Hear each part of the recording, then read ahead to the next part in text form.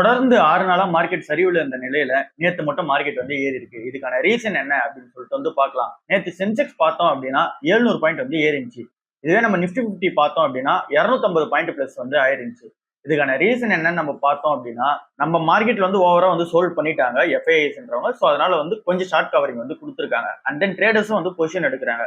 சிம்பிளா என்ன அப்படின்னா 6 நாளா தொடர்ந்து மார்க்கெட் வந்து வித்துக்கிட்டே இருந்த நிலையில நேற்று வந்து விக்கிறது வந்து ஸ்டாப் பண்ணியிருக்காங்க.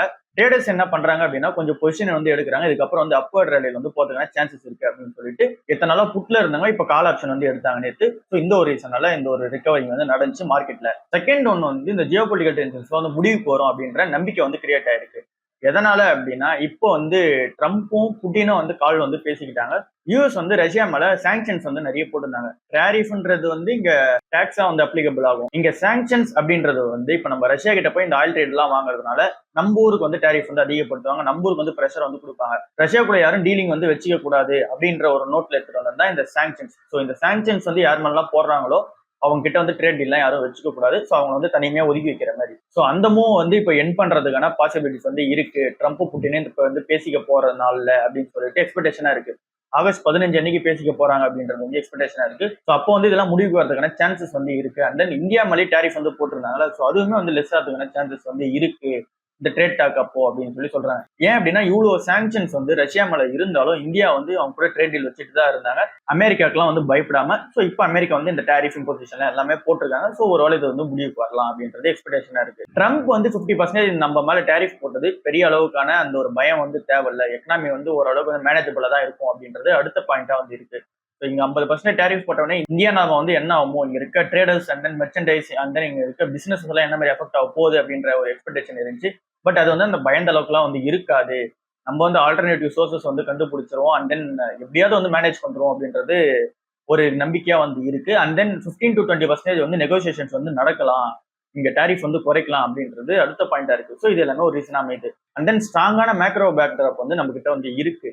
அப்படின்னா என்ன, இங்க நம்ம ஜிடிபி வந்து 6.5 வந்து மெயின்டைன் பண்ணிட்டு இருக்கோம். இந்த டேரிஃப் வந்து இம்ப்ளிகேஷன் ஆனாலும் ஜிடிபி growth வந்து ஒரு 6ல தான் மெயின்டைன் ஆகும். 6 கீழே வந்து இறங்காது அப்படின்றது எக்ஸ்பெக்டேஷனா இருக்கு. ஸோ 6.5ல இருந்து 6க்கு வரும்போது பெரிய அளவுக்கான டிஃபரன்ஸ் வந்து இருக்காது. இந்தியா வந்து மேனேஜபிளா தான் இருப்பாங்க இந்த டேரிஃப் வந்து அப்ளிகபிள் ஆனாலும் அப்படின்றது எக்ஸ்பெக்டேஷனா இருக்கு. ஸோ ஓவராலா இந்த ரீசன்ஸ் எல்லாமே சேர்ந்து தான் நேற்று வந்து மார்க்கெட் வந்து ஏறி இருக்கு.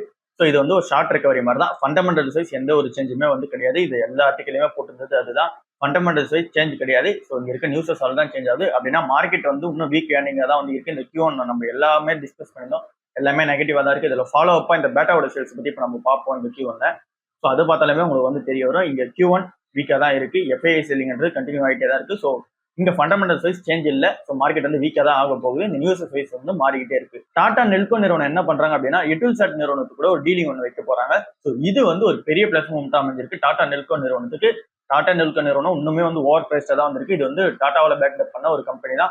ஃபர்ஸ்ட் இந்த 2 கம்பெனி என்ன அப்படின்னு சொல்லிட்டு வந்து ஒரு கிளாரிபிகேஷன் கொடுக்கலாம். ஏன்னா நெல்கோ கம்பெனி பத்தி நம்ம இது வரைக்கும் டிஸ்கஸ் பண்ணதில்லை, அதனால சொல்றேன். ஸோ நெல்கோ கம்பெனி என்ன அப்படின்னா டாட்டாவால பேக்கப் பண்ண ஒரு கம்பெனி தான். ஸோ இந்த கம்பெனி வந்து இந்த சேட்டலைட் கம்யூனிகேஷன் வந்து ரொம்ப ஸ்ட்ராங்கா இருக்க வந்து கம்பெனி. ஸோ சேட்டலைட் கம்யூனிகேஷன் ஃபுல்லாவே வந்து ஸ்ட்ராங்கா வந்து பாத்துக்கிறாங்க. ஃபார் எக்ஸாம்பிள் இங்க வந்து எல்லா நெட்வொர்க்குமே இந்த சேட்டலைட் மூலமா தான் ஆப்ரேட் ஆகுது. ஸோ அதுல வந்து ஸ்ட்ராங்கா வந்து இருக்காங்க. எட்டுல்சாட் ஒன்வெப்ன்ற நிறுவனம் வந்து பிரெஞ்சு நிறுவனமா இருக்காங்க. இவங்க வந்து சேட்டலைட்ஸ் வந்து வச்சிருக்காங்க. ஸோ பெரிய ஜெயிண்ட் தான் இவங்க பிரெஞ்சுல. ஸோ இவங்க வந்து நிறைய ஹண்ட்ரட்ஸ் ஆஃப் சேட்டலைட்ஸ் வந்து இருக்கு இவங்க கிட்ட. ஸோ அது வந்து இங்க ஆர்பிட்ல வந்து சுத்திக்கிட்டே இருக்கும். அதுவும் ஃபுல்லா லோ எர்த் ஆர்பிட்ல வந்து சுத்திக்கிட்டே இருக்கும். ஸோ இந்த லோ எர்த் ஆர்பிட் வந்து லியோன்னு சொல்லிட்டு சொல்றாங்க. ஸோ இந்த லியோ வந்து என்ன ஆகும் அப்படின்னா லோ எர்த் ஆர்பிட் இருக்கும்போது இன்னும் கவரேஜ் வந்து அதிகமாக கிடைக்கும். ஸோ இவங்க கூட டாடா நெல்கோ வந்து இங்க பார்ட்னர்ஷிப் பண்ணும்போது இந்தியாவில் வந்து இது எப்படி இவங்களுக்கு பிளஸ் பாயிண்டா அமையும் அப்படின்னா, இங்க வந்து ஏர்வேஸ்ல வந்து நெட் யூஸ் பண்றது ரொம்ப காஸ்ட்லியா இருக்கும். ஏன்னா அங்க வந்து நெட் கிடைக்கிறது ரொம்ப சின்ன ப்ரொவைடர்ஸ் தான் வந்து கொடுப்பாங்க. ஸோ அந்த ஒரு லக்ஸரி செக்மெண்ட்லயே வந்து இவங்க உள்ள இன்வால்மெண்ட் ஆயிடுவாங்க. ஏன்னா லோ எர்த் ஆர்பிட்ல வந்து சுத்தம். So satellite communication. ஸோ அதனால அவங்க வந்து ஏர்வேஸ்க்கு வந்து கொடுக்க முடியும். அந்த நேவிக்கு வந்து கொடுக்க முடியும். அந்த நம்ம மிலிட்டரிக்கு வந்து கொடுக்க முடியும். டிஃபென்ஸ் சிஸ்டம் உள்ள வந்து கொடுக்க முடியும். இது எல்லாமே உங்களுக்கு வந்து புது ஏரியா. அந்த இங்க மவுண்டன் ஏரியால இருக்கவங்க, ஃபாரஸ்ட் ஏரியால இருக்கவங்க, அவங்க எல்லாருக்குமே எடுத்துட்டு போய் சேர்க்க முடியும். ஸோ சிம்பிளா சொல்லணும் அப்படின்னா ஸ்டார்லிங்க் மாதிரி இவங்க ஒரு குட்டி ஸ்டார்லிங்க். ஸோ அவ்வளவுதான் வந்து கான்செப்ட். ஸோ இந்த லியோ லோ எர்த் ஆர்பிட் இந்த சேட்டலைட் உள்ள வரும்போது இந்த இம்பாக்ட் எல்லாமே வந்து கிரியேட் ஆகும். இந்த பார்ட்னர்ஷிப் டீல்ஸ்லாம் வந்து முடியும் போது. ஸோ பார்க்கலாம் இது வந்து எந்த அளவுக்கு இம்பாக்ட் கிரியேட் ஆகி டாடா நெல்கோ வந்து ஹெல்ப் பண்ணுது அப்படின்னு சொல்லிட்டு. ஆனா இப்போ வந்து ஓவர் பிரைஸ்டா இருக்கு இந்த டாடா நெல்கோ ஷேர்ன்றது. பஜாஜ் கன்சூமரோட Q1 வந்திருக்கு. இந்த Q1 வந்து பார்க்கும்போது ப்ராஃபிட் வந்து அப்பா இருக்கு, ரெவன்யூ வந்து அப்பா இருக்கு. ப்ராஃபிட் வந்து 2.12%, ரெவன்யூ வந்து 8.8% வந்து அப்பா இருக்கு. ஆனா இங்க சேல்ஸ் வைஸ் பார்த்தோம் அப்படின்னா நல்ல சேல்ஸ் வந்து பண்ணிருக்காங்க. ஆனா அது வந்து ரெவன்யூலயும் ப்ராஃபிட்லயும் வந்து இன்க்ரீஸ் வந்து ஆகல. என்ன ரீசனால அப்படின்னா இங்க வந்து காஸ்ட் ப்ரெஷர் வந்து இருக்கு. ஸோ அதனால இங்க என்ன ஆகுது அப்படின்னா அதிக காசு வந்து தேவைப்படுது. இவங்க மேனுஃபேக்சர் பண்ணி ப்ராடக்ட் கண்டுபிடிக்க அது வித்து வந்தாலுமே இவங்களால ப்ராஃபிட் வந்து மேக் பண்ண முடியல. எபிட்டா பார்த்தா ஒரு 10% வந்து இயர் ஆன் இயர்ல வந்து அப்பா இருக்கு. சரி ஓகே, இவங்களோட மெயின் ப்ராடக்ட் என்ன, இந்த பஜாஜ் கன்சூமர் கேரோட மெயின் ப்ராடக்ட் என்ன அப்படின்னு நம்ம பார்த்தோம் அப்படின்னா ADHO அப்படின்னு சொல்றாங்க. அப்படின்னா ஆல்மண்ட் டிராப்ஸ் ஏர் ஆயில், இதுதான் இவங்களோட மெயின் ப்ராடக்டா வந்து இருக்கு. இந்த ப்ராடக்டோட சேல்ஸ் வந்து கம்மியா இருக்கு. என்ன ரீசன்னால நம்ம ஃபர்ஸ்ட்லேயே சொன்ன மாதிரி தான், இங்க ரா மெட்டீரியலுக்கான காஸ்ட் வந்து அதிகமா தேவைப்படுது. ஸோ அதனால இவங்க அதிக காஸ்ட் வந்து போடவே பிரைஸ் வந்து அதிகப்படுத்தி விற்கிறாங்க. பிரைஸ் அதிகப்படுத்தும் போது மக்கள் யாரும் வாங்க மாட்டாங்க. அண்ட் தென் இன்னொரு மெத்தடா என்ன பண்றாங்க அப்படின்னா, இந்த குவான்டிட்டி அப்படியே வச்சு பிரைஸ் அதிகமானா தானே வாங்க மாட்டாங்க. ஸோ என்ன பண்ணலாம், குவான்டிட்டி கம்பெனி ஸ்மாலர் பிரைஸ்ல வந்து கொடுக்கலாம் அப்படின்னு சொல்லிட்டு அந்த பிளான் எடுத்தாங்க. அதுவுமே வந்து சக்சஸ் ஆகல. ஸோ இதுல சேல்ஸ் நல்லா இல்லை. அதர் ப்ராடக்ட்ஸ் எல்லாம் வந்து பார்த்தோம் அப்படின்னா பஜாஜ் 100% பியூர் கோகனட் ஆயில் இருக்கு.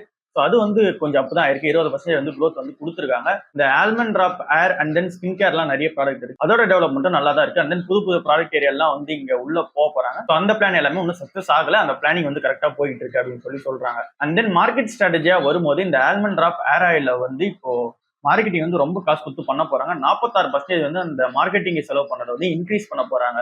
ஸோ அந்த அளவுக்கு இன்க்ரீஸ் பண்ணி இப்போ பிராண்டுக்கான விசிபிலிட்டியை வந்து கொண்டு வரணும் அப்படின்ற பிளான்ல வந்து இருக்காங்க. ஸோ ஆல்மண்ட் டிராப் ஏர் ஆயிலோட அந்த பிராண்ட் வந்து விசிபிலிட்டி பண்றதுக்காக இங்க மார்க்கெட்டிங் வந்து ரொம்ப யூஸ் அமௌண்ட் வந்து ஸ்பெண்ட் பண்ண போறாங்க. ஸோ இது எல்லாமே இந்த பஜாஜ் கன்சூமர் கேர்ல இருக்க அப்டேட்டா வந்து இருக்கு. அண்ட் தென் இந்த கம்பெனி வந்து என்ன சொல்லியிருக்காங்க அப்படின்னா, இப்போ ஷேர் பைபேக் வந்து அனௌன்ஸ்மெண்ட் வந்து பண்ணியிருக்காங்க. 64,34,000 ஷேர்ஸ் வந்து இப்போ வந்து பைபேக் வந்து பண்ண போறாங்க. பிரைஸ் வந்து 290 ரூபாய்க்கு வந்து வாங்குறதா வந்து சொல்லியிருக்காங்க. இப்ப இருக்க இந்த பஜாஜ் கன்சூமர் கேரோட பிரைஸே வந்து 231 ரூபால வந்து இருக்கு. அவங்க ஷேர் பைபேக் சொன்னது வந்து 290 ரூபா. அப்படின்னும் போது ஷார்ட் டேர்ம்ல ஹோல்ட் பண்றவங்க எல்லாருக்கும் வந்து ஒரு பாசிட்டிவ் ட்ரிகர் வந்து இருக்கு.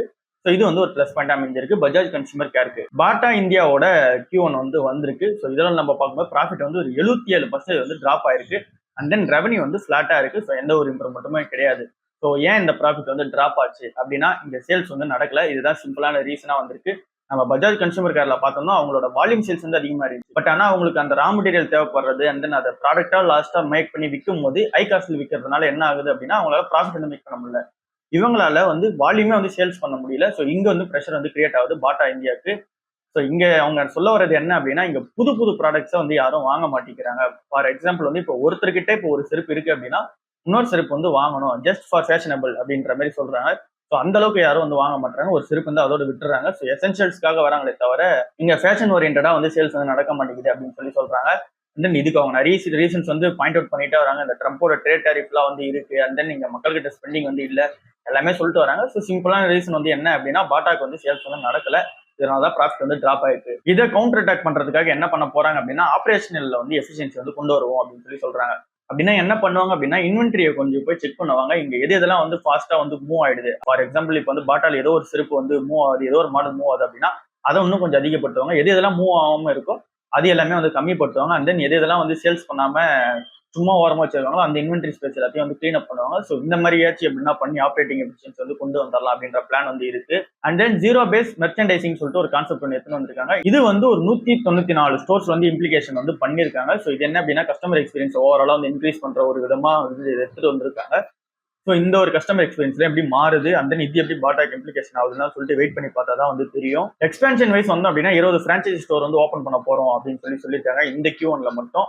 And then semi urban and then smaller டவுன்ஸ்ல தான் வந்து உள்ள போறாங்க. அங்கதான் வந்து டிமாண்ட் இருக்கு அப்படின்னு சொல்றாங்க. இங்க சிட்டிஸ்ல வந்து அந்த அளவுக்கு டிமாண்ட் இல்லை அப்படின்னு சொல்லிட்டு அக்னாலஜ்மெண்ட் பண்றாங்க. அண்ட் தென் மேனேஜ்மெண்ட் சொல்றது ஷார்ட் டேர்ம்ல இந்த ப்ரெஷர்லாம் வந்து இருக்கதான் செய்யும். இது உண்மைதான், ஷார்ட் டேர்ம் வந்து ப்ரெஷர் இருக்கு, எங்களால வந்து சேல்ஸ் பண்ண முடியல. ஆனா லாங் டேர்ம்ல நாங்க பார்க்கும்போது எங்களுக்கு வந்து இந்த பிராண்ட் விசிபிலிட்டி வந்து அதிகமா இருக்கும். நாங்க ஸ்ட்ராங்கான பிராண்டா வந்து மாறுவோம். அண்ட் தென் லாங் டேர்ம் க்ரோத்தா எங்களுக்கு வந்து சூப்பரா இருக்கும். எங்களுக்கு வந்து எஃபிஷியன்சியா வந்து நாங்க செயல்படுவோம் அப்படின்னு சொல்லியிருக்காங்க. பட் ஓவராலா வந்து சேல்ஸ் எல்லாம் வந்து நடந்தாதான் இது எல்லாமே பாசிபிளா வந்து இருக்கும். சன் டிவி நெட்வொர்க் ஷேர் நேத்து மட்டுமே ஒரு 4% மேல வந்து அப்பா இருந்துச்சு. இதுக்கான ரீசன் என்ன அப்படின்னா, சன் டிவில இருக்க அந்த இஷ்யூஸ் வந்து முடிஞ்சிருச்சு. அதுதான் வந்து ரீசன் இருக்கு. அது என்ன இஷ்யூஸ் அப்படின்னா, இந்த ஜூன் மாசம் என்ன நடந்துச்சு அப்படின்னா, தயாநிதி மாறன் இப்ப எம்பியா இருக்கவர் வந்து அவங்க தம்பி கலாநிதி மாறன் அவர் தான் வந்து இப்ப சேர்மனா இருக்காரு சன் டிவி நெட்வொர்க். அவர் மேல வந்து கேஸ் வந்து கொடுத்திருந்தாரு. அதுல என்ன சொல்லியிருந்தாரு, அந்த அலிகேஷன்ஸ் எல்லாம் என்ன வச்சிருந்தாரு அப்படின்னா, இவங்க மெஜாரிட்டி ஆஃப் கண்ட்ரோல் வந்து இவரே எடுத்துக்கிறாரு. அண்ட் தென் ஃபேமிலி என்டிட்டிஸா வந்து நிறைய எடுத்துட்டு போயிடறாங்க. எனக்கான அந்த மெஜாரிட்டி கண்ட்ரோல் வந்து இல்ல ஸ்டேக்ல அப்படின்னு சொல்லி அந்த ஒரு ரீசன் ஃபர்ஸ்ட் வச்சாரு. அண்ட் தென் செகண்டா வந்து வச்சது என்ன அப்படின்னா அன்லாஃபுல்லா வந்து நிறைய ஃபினான்ஷியல் பெனிஃபிட்ஸ் வந்து லாஸ்ட் 20 வருஷமா அவங்க வந்து எடுத்துக்கிட்டாங்க. 2006ல இந்த கம்பெனியோட ஐபிஓ வந்து வந்தது. அப்போ வரும்போது நிறைய ஃபால்ஸான டாக்குமெண்ட்ஸ் வந்து இந்த ப்ராஸ்பெக்ட்ஸ்ல வந்து வச்சாரு அப்படின்னு சொல்றாங்க. ஸோ இது எல்லாத்தையுமே ரீசன் அலிகேஷன்ஸா வச்சு இவர் வந்து கோர்ட்ல வந்து கேஸ் ஒன்று ஃபைல் பண்ணியிருந்தாரு. ஸோ இது வந்து அந்த ப்ரொமோட்டர் குரூப்லயே வந்து ஒரு பெரிய பிரச்சனை வந்து கிரியேட் பண்ணிச்சு. ஸோ இப்போ அந்த ப்ரொமோட்டர் குரூப்போட இஷ்யூலாம் சால்வ் ஆயிடுச்சு. இப்போ என்ன அப்டேட் நடந்திருக்கு அப்படின்னா தயாநிதி மாறன் வந்து அந்த கேஸ் வந்து வித்ட்ராயல் வந்து பண்ணிட்டாரு. அந்த ஸ்டேட்மெண்ட் ஒன்று சொல்லியிருந்தாரு, அன்கண்டிஷனலி அண்ட் இர்ரெவகபிளி அப்படின்னு சொல்லியிருந்தாரு. ஸோ இது வந்து ஃபுல்லாவே இந்த பிரைவேட்டாவே வந்து இவங்க வந்து டீல் பண்ணிக்கிட்டாங்க இந்த ஒரு இஷ்யூஸை. ஸோ அதனால வந்து கேஸ் வந்து வித்ட்ராயல் வந்து பண்ணிட்டாரு. அண்ட் தென் இந்த கம்பெனியோட ஸ்டேட்மெண்ட் என்னவா இருக்கு அப்படின்னா இது வந்து எங்க ப்ரொமோட்டர் குரூப்ல இருக்க ஒரு இஷ்யூ தான். இதனால சன் டிவி பிசினஸ்க்கு வந்து எந்த ஒரு அஃபெக்டும் இல்லை, சன் டிவியோட கம்பெனிக்கு வந்து எந்த ஒரு அஃபெக்டும் இல்லை, டெய்லி வந்து கம்பெனி ரன் பண்றதுல எந்த ஒரு அஃபெக்டும் இல்லை. ஓவராலா என்ன அப்படின்னா இது கம்பெனிக்கு எந்த ஒரு இஷ்யூஸும் கிடையாது. இது ஃபுல்லா ப்ரொமோட்டர் குரூப் எங்களுக்குள்ள நடக்குது தான். இதுல கம்பெனி பிசினஸே வந்து இன்வால்வ் ஆகல அப்படின்னு சொல்றாரு. கம்பெனி பிசினஸ்க்கு அப்புறம் நல்லா தான் போகும் அப்படின்னு சொன்ன ஒரு ரீசனால நேற்று ஒரு 4% வந்து ஏறிச்சு. ஐடிசி ஹோட்டல்ஸ் வந்து பெரிய எக்ஸ்பென்ஷன் பிளானோட வந்து உள்ள வராங்க. 2030 இதெல்லாம் நடந்து வரணும் அப்படின்ற பிளான்ல வந்து வராங்க. அது என்னென்னலாம் சொல்லிட்டு பார்க்கலாம். இப்ப கரண்டா வந்து ஒரு 150 ஹோட்டல்ஸ் வந்து வச்சிருக்காங்க. 90 லொகேஷன்ஸ் இந்தியாவில மட்டும். ஸோ இந்த அளவுக்கான ஹோட்டல்ஸ் வச்சிருக்காங்க. பெரிய கம்பெனி தான். ஐடிசி வந்து இப்பதான் டீமர்ஜர் ஆகி வந்தாங்க. 40% ஆஃப் ஸ்டேக் வந்து இன்னும் ஐடிசி தான் வந்து ஓன் பண்றாங்க. அண்ட் தென் ஐடிசியோட ஷேர் ஹோல்டர்ஸ் வந்து ஓன் பண்றாங்க. 2030 டார்கெட் என்ன அப்படின்னா 220 புது ஹோட்டல்ஸ் வந்து திறக்க போறாங்களாம். அண்ட் தென் 20,000 கீஸ் வந்து ஓபன் பண்ண போறோம் அப்படின்னு சொல்றாங்க. இதுக்கு முன்னாடி இந்த டார்கெட் வந்து 200 ஹோட்டலா இருந்துச்சு. இப்போ 220 ஹோட்டலா வந்து இருக்கு. இந்த 20,000 கீஸ்னா என்ன அப்படின்னா ரூம்ஸ் தான். ஆப்வியஸ்லி அவங்க மென்ஷன் பண்றது கீஸ்ன்னு சொல்லி மென்ஷன் பண்றாங்க. ஒரு ரூம்க்கு வந்து ஒரு கீஸ்ன்னு வச்சுக்கோங்க. ஸோ இந்த மாதிரி வந்து 20,000 கீஸும் 220 ஹோட்டல்ஸ் வந்து எக்ஸ்பென்ஷன் பண்ற பிளான் வந்து இருக்கு. இந்த எக்ஸ்பென்ஷன் ஏரியா எங்க பண்ண போறாங்கன்னா டயர் 1 சிட்டிஸ்ல வந்து கிடையாது, டயர் 2 டயர் 3 சிட்டிஸ்ல வந்து பண்ண போறாங்க.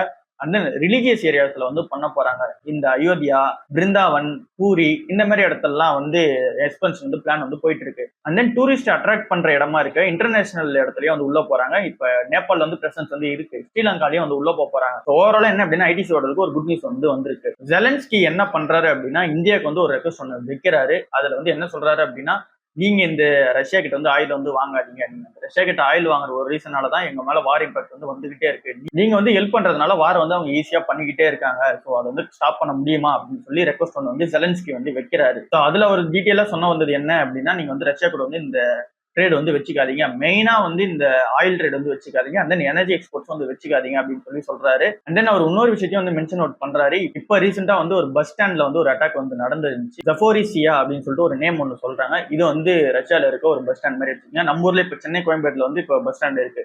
அங்க வந்து அட்டாக் நடந்தா எப்படி இருக்கும்? அந்த மாதிரி ஒரு பெரிய அட்டாக் வந்து பண்ணிருக்காங்க. டசன்ஸ் ஆஃப் மக்கள் வந்து அங்க அஃபெக்ட் ஆயிருக்காங்க இந்த ஒரு அட்டாக்னால மட்டும். இதெல்லாம் வந்து கன்சிடர் பண்ணுங்க. இந்த மாதிரி அட்டாக் வந்து நடந்துகிட்டே இருக்கு. ரஷ்யா கிட்ட வந்து நீங்க ஒரு ட்ரேட் டீல் எடுக்கும் வாருக்கு வந்து நீங்க ஃபியூல் பண்ணிக்கிட்டே இருக்கீங்க காசு கொடுத்து அப்படின்னு சொல்றாரு. ஸோ அதை முடிஞ்ச அளவுக்கு ஸ்டார்ட் பண்ணுங்கன்னு சொல்றாரு. அதுக்கு நம்மளோட பிஎம் என்ன சொல்றாங்க அப்படின்னா ஓகே இது எல்லாமே வந்து நடந்துட்டு தான் இருக்கு. பட் இந்த வாரம் வந்து பீஸ்ஃபுல்லா முடியதுக்கான வழியை வந்து பார்ப்போம். இதுக்கான பைலேட்டரல் அக்ரிமெண்ட்லாம் வந்து பண்ணுவோம் அப்படின்னு சொல்றாரு. அண்ட் தென் பீஸ்ஃபுல்லா போறதுக்கான அந்த எஃபோர்ட்ஸை வந்து இந்தியா வந்து மேக் பண்ணும் 2 கண்ட்ரிக்கும் அப்படின்னு சொல்றாரு. இதை தாண்டி யூஎஸ் வந்து பிரஷர் வந்து இந்தியா மேல போட்டுக்கிட்டே இருக்கு. அது என்னென்னு சொல்லிட்டு உங்களுக்கே தெரியும். 50% வந்து டேரிஃப் வந்து அப்ளிகேஷன் பண்ணது. அண்ட் தென் 25% வந்து இம்போர்ட் டியூட்டி வந்து இந்தியா மேல வந்து போட்டது. ரஷ்யா கிட்ட வந்து ஆயில் எடுக்கிற அந்த ஒரு ரீசனால. ஸோ ரஷ்யால இருந்து நம்ம ஆயில் எடுக்கிறோம் அப்படின்னா 25% இம்போர்ட் டியூட்டி வந்து கட்டிட்டு தான் எடுக்க முடியும். ஸோ இது எல்லாமே யூஎஸ் வந்து பிரஷர் பண்ணுது இந்தியா மேல. ஏன்னா நீங்க தான் இந்த வாரம் எடுத்துக்கான ரீசனா இருக்கீங்க அப்படின்னு சொல்லிட்டு யூஎஸ் வந்து சொல்றாங்க. இந்தியா வந்து ஸ்ட்ராங்கா வந்து டிக்ளைன் வந்து பண்றாங்க. இது வந்து அன்ஜஸ்டிஃபைடு. நாங்க வந்து எங்களோட நெசசிட்டிக்கு வந்து வாங்குறோம் அப்படின்னு சொல்லி இந்தியாவும் சொல்றாங்க. எல்என்டியோட ஷேர் வந்து நேற்று ஏறி இருந்துச்சு. இதுக்கான ரீசன் என்ன அப்படின்னா அதானி பவர் கிட்ட ஒரு கான்ட்ராக்ட் ஒன்றும் வாங்கிட்டாங்க. இந்த ஒரு ரீசனால மட்டும் ஏறி இருக்கு. இது என்ன கான்ட்ராக்ட் அப்படின்னா 6400 மெகாவாட் பிளான்ட்டுக்கான ஒரு கான்ட்ராக்ட் வந்து வாங்கியிருக்காங்க. ஸோ இந்த 6400 மெகாவாட்கான அந்த பிளான்ட் வந்து 8 பிளான்ட்டா வந்து ஓப்பன் பண்ண போறாங்க, தெர்மல் பிளான்ட்டா. இந்த 8 பிளான்ட்ல வந்து ஒரு பிளான்ட்டுமே வந்து 800 மெகாவாட்கான அந்த ஒரு கேப்பபிலிட்டி கொண்ட ஒரு பிளான்ட்டா வந்து இருக்கும். ஸோ டோட்டலா கனெக்ட் பண்ணும்போது இந்த 8 பிளான்ட் கனெக்ட் பண்ணும்போது 6400 மெகாவாட்கான அந்த ஒரு பிளான்ட் கான்ட்ராக்ட் வந்து இப்போ அதானி பவர் கிட்ட இருந்து எல்என்டி டெக்னாலஜிஸ்க்கு வந்திருக்கு. ஸோ இதுல வந்து என்ன பண்ணுவாங்க அப்படின்னா அந்த பிளான்ட் வந்து பில்ட் பண்ணுவாங்க. அதுக்கான design, manufacturing, engineering, supply, maintenance இந்த மாதிரி எல்லாமே வந்து இந்த கம்பெனி தான் பார்த்துப்பாங்க. இது வந்து ஒரு பிளஸ் மூவ்மெண்ட் அமைஞ்சு எல்என்டி ஷேர்ஸ் வந்து நேற்று ஏறி இருக்கு. ஸோ ஓவராலா இதுதான் இன்னைக்கு மார்க்கெட் நியூஸா இருக்கு. நம்ம கன்சிடர் பண்ற ஸ்டாக்ஸ்ல மெயினான எந்த நியூஸும் வந்து கிடையாது. ஓவராலா மார்க்கெட் நியூஸ் வந்து இதுதான் இருக்கு. ஹைலைட்டா வந்து பார்க்கும்போது நம்ம மார்க்கெட் ஏறுதோ இறங்குதோ நம்மளோட எஸ்ஐபி மெத்தட் வந்து கண்டினியூ பண்ணிக்கிட்டே இருப்போம். நான் அப்படிதான் கண்டினியூ பண்ணிக்கிட்டே இருக்கேன். நீங்களும் வந்து மார்க்கெட் ஏறுதோ இறங்குதோ உங்களோட எஸ்ஐபி மெத்தட் வந்து கண்டினியூ பண்ணுங்க. நீங்க இந்த மாதிரி மந்த்லி 1 டைம் இன்வெஸ்ட்மெண்ட் இல்லை அப்படின்னா மந்த்லி 2 டைம்ஸ் இன்வெஸ்ட்மெண்ட் பண்றீங்க அப்படின்னா பண்ணிட்டு அதோட வந்து விட்டுருங்க. அதுக்கடுத்து நமக்கு வந்து வேற வேலை வந்து இருக்கு, அதை போய் பார்ப்போம். மார்க்கெட் வந்து எனி டைம் வந்து பார்த்துட்டு இருக்க வேணாம் அப்படின்றது என்னோட சஜஷனா வந்து இருக்கு. ஏன்னா மார்க்கெட்டை நம்ம பார்த்துட்டே இருந்தோம் அப்படின்னா ஏறுது இறங்குது அப்படின்னு சொல்லிட்டு சின்னதா அங்கேயே கண்ணு வச்சுட்டு இருந்தோம் அப்படின்னா நம்ம மார்க்கெட்லயே தான் முழுகிடும். ஸோ நம்ம அடுத்த ஒர்க் வந்து போனோம். ஸோ அதனால தான் வந்து சொல்றேன். அடுத்த வீடியோல வந்து பார்ப்போம். பாய்.